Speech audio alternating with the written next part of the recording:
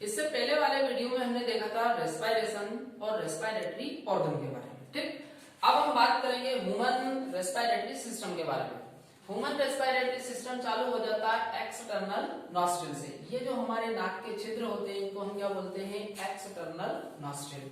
इनकी जो संख्या है वो 2 होती है। संख्या कितनी होती है इनकी? 2, या फिर आप बोल सकते हो 1 पेयर। अब एक्सटर्नल नॉस्ट्रिल आगे ओपन होते हैं नेजल पैसेज। काय में ओपन होंगे? Nasal passage. नेजल पैसेज को हिंदी में बोलते हैं नासा मार्ग। हिंदी में क्या बोलेंगे इसको? नासा मार्ग। अब ये जो नेजल पैसेज है आगे जाकर ओपन होगा नेजल चेंबर में। काय में ओपन होगा? Nasal chamber. नेजल चेंबर को हिंदी में बोलते हैं नासा कक्ष। हिंदी में क्या बोलेंगे इसको? नासा कक्ष। अब नेजल चेंबर आगे जाकर ओपन होता है फेरिंग्स में। आगे जाकर काय में ओपन होगा? फेरिंग्स। फेरिंग्स को हिंदी में बोलते हैं ग्रसनी। फेरिंग्स को हिंदी में क्या बोलते हैं? ग्रसनी। अब ये जो फेरिंग्स है वो कॉमन पैसेज होता है, इसी से फूड भी अंदर जाएगा और इसी से एयर भी, इसीलिए इसको क्या बोलते हैं? Common passage. अब ये जो फेरिंग्स है आगे ओपन होगा ग्लोटिस में। आगे काय में ओपन होगा? ये ग्लोटिस। ग्लोटिस की यदि हम बात करें तो ग्लोटिस होता है लेरिंग्स की ओपनिंग वाला पार्ट। ग्लोटिस क्या है? लेरिंग्स की ओपनिंग वाला पार्ट। या फिर हम यूं बोल सकते हैं कि जो लेरिंग्स की ओपनिंग होती है उसी को हम क्या बोलते हैं? ग्लोटिस। ग्लोटिस के ऊपर एक ढक्कन होता है जिसका नाम है एपिग्लोटिस। ढक्कन का नाम क्या है? एपिग्लोटिस। जब आप भोजन निगलते हो तो उस समय ये जो एपिग्लोटिस है वो ग्लोटिस को बंद कर देता है, जिससे भोजन लेरिंग्स में ना जाए, जिससे भोजन लेरिंग्स में ना जाए। अब ग्लोटिस आगे ओपन होगा लेरिंग्स में। अब लेरिंग्स की यदि हम बात करें तो जो साउंड प्रोडक्शन का प्रोसेस होता है, हम ये जो बोलते हैं साउंड प्रोडक्शन का जो फंक्शन है वो कौन करता है? लेरिंग्स। तो लेरिंग्स को बोलते हैं साउंड बॉक्स। लेरिंग्स को क्या बोलते हैं? Sound box. लेरिंग्स को हिंदी में बोलते हैं कंठ। लेरिंग्स को हिंदी में क्या बोलते हैं? कंठ। अब ये जो लेरिंग्स है, लेरिंग्स आगे जाकर कंटिन्यू होगा ट्रेकिया में। आगे जाकर क्या में कंटिन्यू हो जाएगा? ट्रेकिया। ट्रेकिया को हिंदी में बोलते हैं श्वसन नली। ट्रेकिया को हिंदी में क्या बोलते हैं? श्वसन नली। अब ये जो ट्रेकिया है वो थोरेसिक पाइप के पास जाकर 2 पार्टों में डिवाइड हो जाएगी।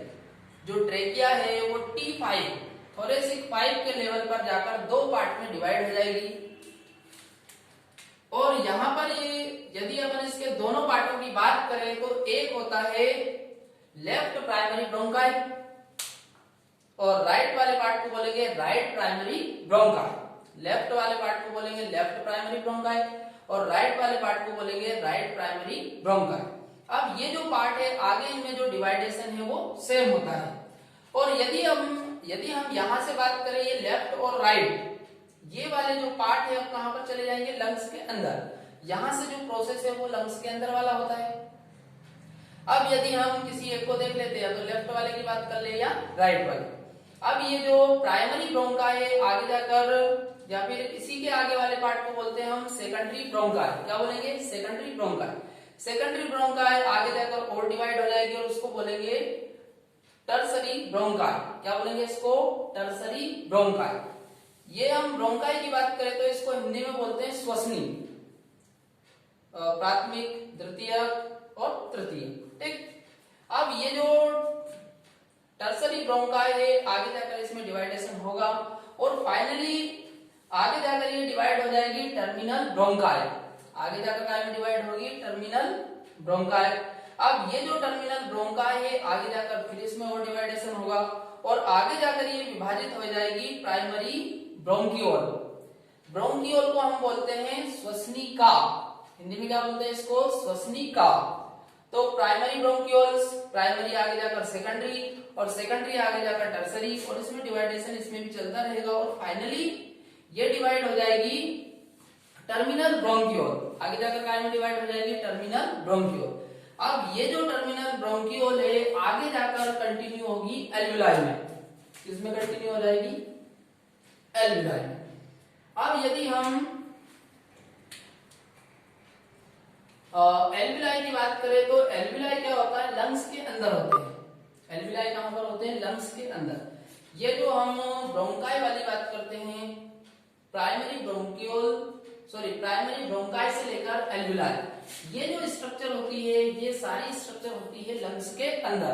कहां पर होती है स्ट्रक्चर? लंग्स के अंदर। अब यहां पर आप देखो, ये डायग्राम हमने बना रखा है। इस डायग्राम में आप देखो, ये जो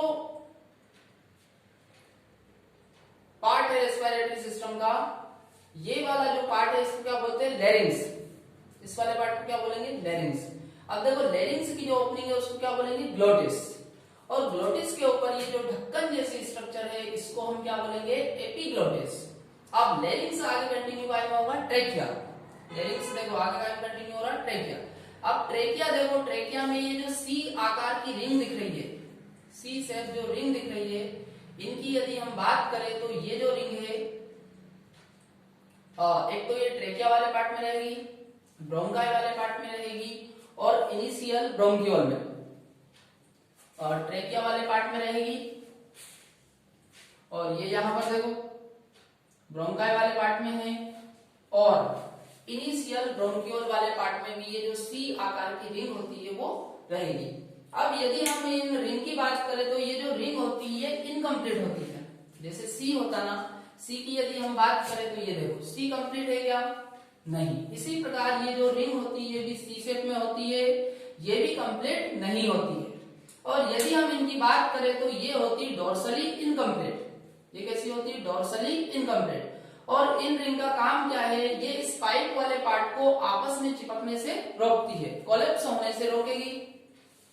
चलिए, अब इसके बाद यदि हम थोरेसिक कैविटी की बात करें तो हमारी बॉडी में दो कैविटी होती है। हमारी बॉडी में यहाँ पर बीचों बीच होता है डायफ्राम। यहाँ पर क्या होता है? डायफ्राम। डायफ्राम के ऊपर वाली जो कैविटी होती है उसको बोलते हैं थोरेसिक कैविटी। डायफ्राम के ऊपर जो कैविटी होती है, जैसे यहाँ पर देखो ये डायफ्राम बना रखा, डायफ्राम के ऊपर वाली जो कैविटी है इसको क्या बोलते हैं? थोरेसिक कैविटी या थोरेक्स बोलते हैं। और डायफ्राम के नीचे वाली कैविटी को बोलते हैं एब्डोमिनल कैविटी। डायफ्राम के नीचे वाली कैविटी को क्या बोलते हैं? Abdominal cavity. अब ये देखो डायग्राम है, और ये वाला जो पार्ट है ये थोरेसिक कैविटी का पार्ट। थोरेसिक कैविटी में लंग्स लोकेट होते हैं। थोरेसिक कैविटी में क्या लोकेट होते हैं? लंग्स। लंग्स कितने होते हैं? दो। लंग्स कितने होते हैं? दो। अब यदि हम लंग्स की बात करें तो लंग्स डबल लेयर से घिरे हुए होते हैं, डबल मेम्ब्रेन से ये घिरे हुए होते हैं।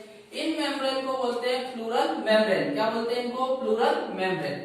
ये जो प्लूरल मेम्ब्रेन होती है दो होती है, और दोनों के बीच में आपस में गैप होता है, इसको हम बोलते हैं प्लूरल कैविटी। क्या बोलेंगे इसको? Pleural cavity. और इसके अंदर जो द्रव भरा होता है उसको हम बोलेंगे प्लूरल फ्लूइड। क्या बोलेंगे इसको हम?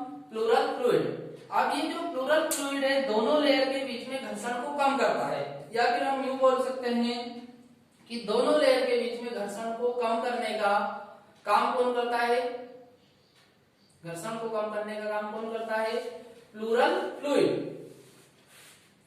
अब यदि हम कंडक्टिंग जोन की बात करें, हिंदी में बोलते हैं इसको चालक क्षेत्र। हिंदी में क्या बोलेंगे इसको? चालन क्षेत्र। हिंदी में क्या बोलेंगे इसको? चालन क्षेत्र। कंडक्टिंग जोन की यदि हम कंडक्टिंग जोन या कंडक्टिंग पार्ट की यदि हम बात करें तो एक्सटर्नल नॉस्ट्रिल से लेकर टर्मिनल ब्रोंकियोल तक का जो पार्ट होता है इसको हम बोलते हैं कंडक्टिंग पार्ट या कंडक्टिंग जोन। ये पार्ट काम क्या करता है? एयर को एटमॉस्फेयर से एल्विलाई तक पहुंचाने का काम करेगा।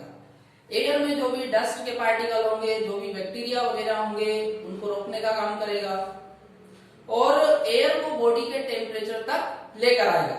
ये इस वाले पार्ट के काम है। अब यदि हम एक्सचेंज वाले पार्ट की बात करें, एक्सचेंज पार्ट या इसी को बोलते हैं रेस्पिरेटरी पार्ट, तो इस वाले ये वाला जो पार्ट होता है ये होता है एल्विलाई वाला। एल्विलाई वाले पार्ट को हम क्या बोलते हैं? Exchange zone. एक्सचेंज जोन इसलिए बोलते हैं कि एयर का जो एक्सचेंज है वो एल्विलाई में होता है।